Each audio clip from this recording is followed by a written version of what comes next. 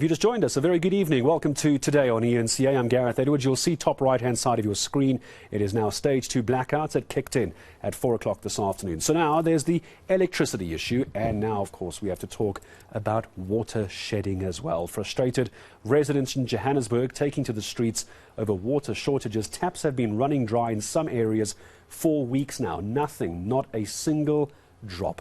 Well, the Joburg Mayor, Kabelo Gwamanda, calling the formation of a task team to help find solutions to this water crisis. He's calling this a possible way forward. But Hloni Mtimkulu, I feel like it's going to be death by task teams and committees and inquiries. And we seem to do a lot of talking.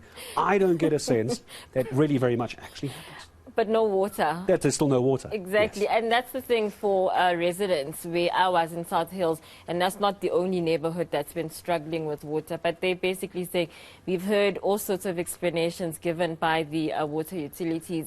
Some neighborhoods have been able to see the Mayor, Kabelo Gwamanda. They've heard from their ward councillors. But ultimately they don't have water, you know. So, and you talk about load shedding. There's now this conversation also happening about the water shifting, where areas that have more water have been decreased their supply or moved over their supply to areas with little water. But ultimately, again, residents have heard this explanation as well, and some residents were saying this, but they still don't have water. And that's what happened today at South Hills, where for 53 days, more than 7 weeks, that residents have not had water. And they're frustrated. We were talking about North Riding earlier, about all these developments there. So they are saying partly, why have they allowed a situation where you're having all of these housing developments pop up? Meanwhile, this area has been struggling with water, you know. And they also, the whole complex is, there's low-cost housing there, there's normal housing there, and then there's RDP houses, and then there's a construction site that's happening. Those with home loans or bonds don't have water, whereas the RDP houses, the construction site has water. And so it's creating a lot of tension where they don't understand.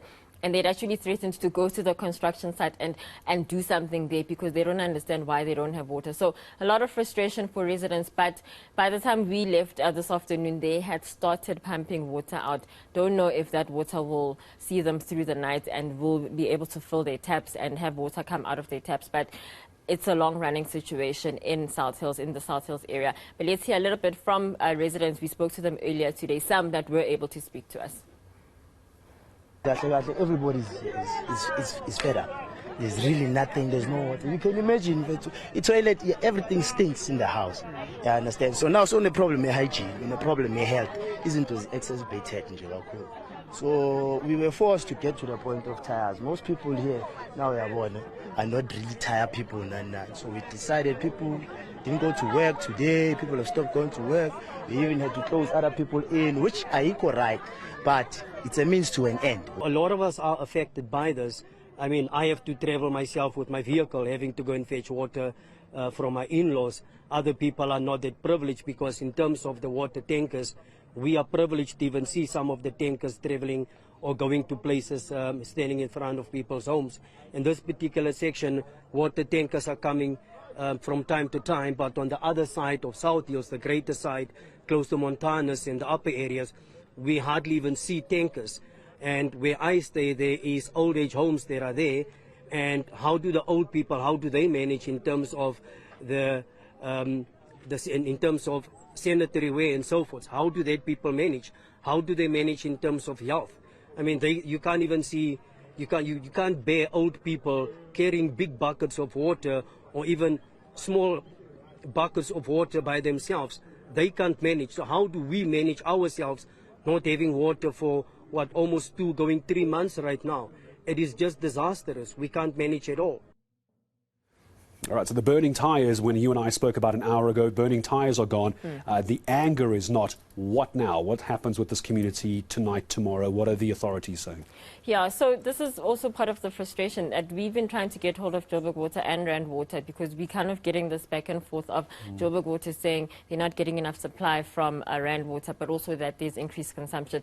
Rand Water said that they have warned municipalities about the high water consumption and also advised consumers to use water sparingly. But you're telling people that haven't had water for more than 50 days to use water sparingly. So that's also, residents also don't understand why they're being told when they don't have water to use water The maths sparingly. doesn't make sense. How can you have an entire area like South Hills not have water for 7 weeks and then you're being told by Rand Water, well, there's high consumption? It's just not possible. Yeah. Someone make it make sense for me, please, one day. Hloni, thank you very much indeed. Out there for us earlier today. Quickly popping back in on the show, and you can look out for a full report from her, I'm sure, later in the evening.